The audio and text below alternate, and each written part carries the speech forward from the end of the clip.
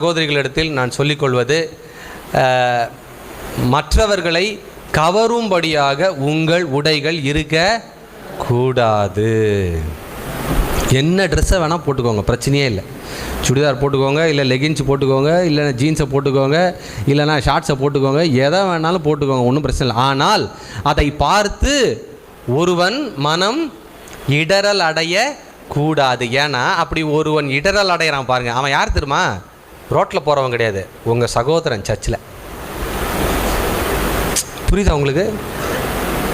ரோட்டில் யார் போனாலும் அதை பார்த்துக்கிட்டே இருப்பாங்க, எவன் வேணாலும், அதை பற்றி கவலை இல்லை. ஆனால் நீங்கள் மற்றவங்களை கவர்ற மாதிரி உடை உடுத்துனீங்கன்னா முதல்ல கீழே விழுறது யார் தெரியுமா? உங்கள் சகோதரன். இங்கே அவன் ஏற்கனவே நொந்து போய் நூலாக போய் வந்திருக்கிறான்.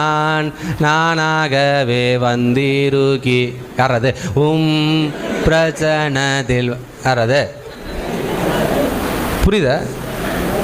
அவன் ஏற்கனவே பரிசுத்தமாக ஜீவிக்க முடியாமல் கஷ்டத்தில் இருந்து வந்திருக்கிறான். இங்கே வந்து ஆண்டவரே என்னை காப்பாதுங்கப்பா.